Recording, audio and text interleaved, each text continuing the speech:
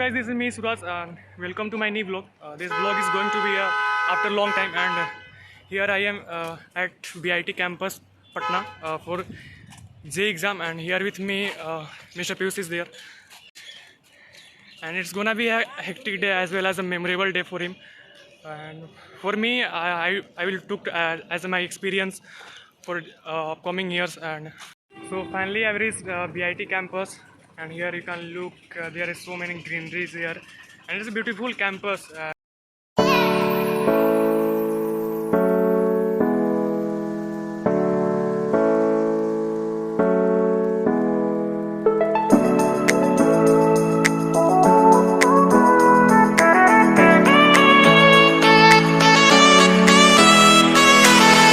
Quite sunny day, but it's okay.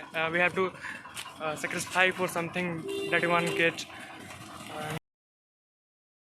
So यहाँ पे entries होने लगी, एंड बेस्ट ऑफ लक भैया.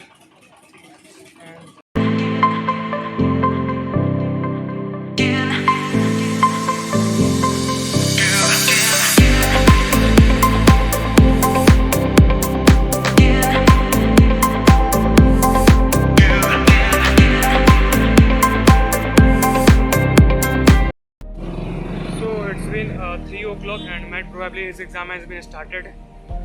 I hope उनका एग्ज़ाम बहुत ही अच्छा हुआ एंड अच्छा गया ही होगा, उनका जा ही रहा होगा अच्छा एग्ज़ाम. सो मैंने भी बहुत सारे एग्ज़ाम्स दिए, लाइक KVPI हो गया, और मिनी सेंट्रल स्कूल से एग्ज़ाम्स हो गए, CGS हो गया, ओलंपियाड्स हो गया, और बहुत सारे एग्ज़ाम्स क्वालिफाइड भी किए हुए, बहुत सारे एग्ज़ाम फेल्यूर भी आए. लेकिन क्या मतलब हम लोग फेल्यूर को देख के एग्ज़ाम्स को अवॉइड तो छोड़ तो नहीं सकते हैं ना.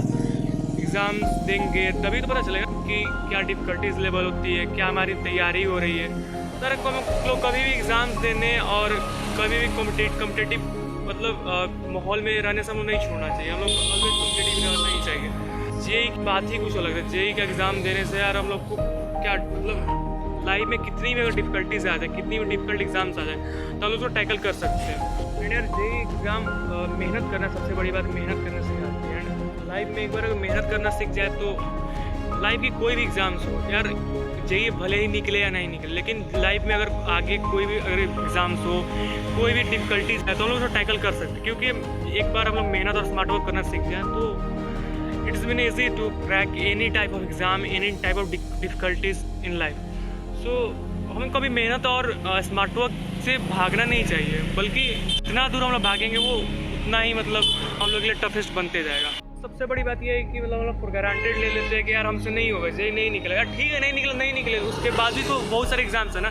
लेकिन एक बार अगर मेहनत करना सीख गया तो कोई भी एग्ज़ाम तो निकाल सकते हैं ना. तो यार मेहनत करने से कभी पीछे नहीं हटा. ये तो एक्सक्यूज़ हुआ कि हमसे नहीं निकला, ठीक है नहीं निकला, उसके बाद भी तो कोई एग्ज़ाम्स है ना. लाइफ तो खत्म नहीं हो रही है ना. उसके बाद भी बहुत सारे एग्ज़ाम्स आएंगे, UPSCs होगी एंड बहुत सारे एग्ज़ाम्स यार लाइफ में करने के लिए बहुत कुछ है. लेकिन हाँ, एक्सक्यूज़ बनाने के लिए तो मिल जाएंगे, लेकिन करने के लिए भी तो उतना ही है ना. यार लाइफ में अगर कुछ करना है तो कुछ तो होना पड़ेगा ना. मेहनत करना सीखना पड़ेगा. कंफर्ट जोन में ऐसे बैठने से तो कुछ नहीं होगा ना. तो यार लाइफ में हमेशा मतलब क्या बोले, एक ऐसा एम बनाना चाहिए कि मतलब वो अगर सक्सेस उसमें हो गए तो अच्छी बात है. लेकिन अगर सक्सेस ना भी हो तो उसमें से जो लर्निंग्स हो गए, उस लर्निंग्स को हम आगे कैरी फॉरवर्ड कर सकते हैं. तो जेई एक ऐसा एग्ज़ाम है जिससे हम लोग एक पॉजिटिव लर्निंग्स ले सकते हैं, जिससे हम लोग लाइफ की कोई भी डिफ़िकल्टीज एंड कोई भी टफेस्ट सिचुएशन को हम लोग हैंडल कर सकते हैं. 3 hours left for his completion of exam. Exam पर जानते हैं कि उनका एग्ज़ाम कैसा गया है, what were type of question, कैसा क्वेश्चन के डिफ़िकल्टी लेवल्स थे. मिलते हैं उनके आगे आने के बाद.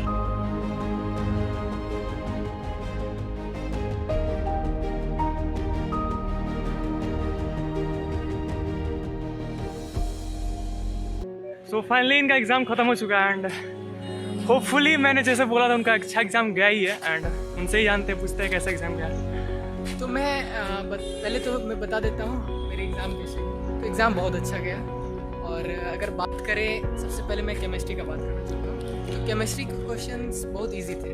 लाइक अगर आप सारे चैप्टर किए हो, ऐसा नहीं है कि आप कुछ ही किए हो, इनऑर्गेनिक पूरा, ऑर्गेनिक पूरा, फिजिकल पूरा, और उसमें हर चैप्टर की आपकी थोड़ी नॉलेज है, आपने ज़्यादा क्वेश्चन भी नहीं करा, then you can solve all question.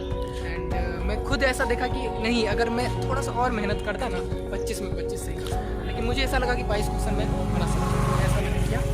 और रही बात फिजिक्स की, फिजिक्स में कहते हैं क्या बहुत ही बड़े बड़े और टफ न्यूमेरिकल बनाएंगे, मतलब जितने किसी से भी पूछ लो वो ऐसा ही सलाह देंगे कि तुम न्यूमेरिकल बनाओ एच सी वर्मा के, इरोडोव के। लेकिन मैं बताता हूँ नहीं, अगर आपको उस चैप्टर के कंसेप्ट अच्छे से पते हैं, मतलब क्वेश्चन बड़ा नहीं आ रहा, ज़्यादा टफ भी नहीं आ रहा है, वो बेसिक चीज़ें पूछ रहे हैं। और लाइक मुझे भी कम से कम 5 से 6 क्वेश्चन सिर्फ मुझे लग रहे थे थियोरटिकल क्वेश्चन थे।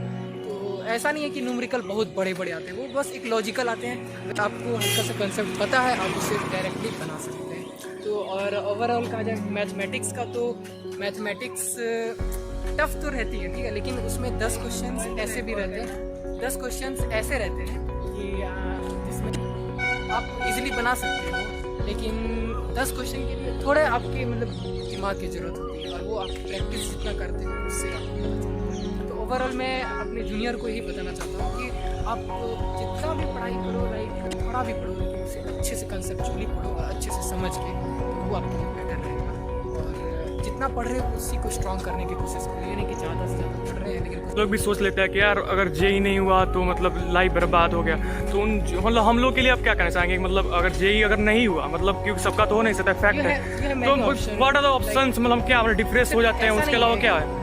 ये जेई लाइक बस एक छोटा सा एग्जाम है, लाइक आपका प्रिपरेशन टेम्परामेंट चेक करता है। हाँ, एक टफेस्ट एग्जाम से आप अगर देते हो तो फिर आपकी टेम्परामेंट बन जाती है, आप डिफिकल्टीज को फेस करने के लिए, आप लाइफ में अगर आगे भी कोई एग्जाम्स होंगी तो उसको आप टैकल कर सकते हैं।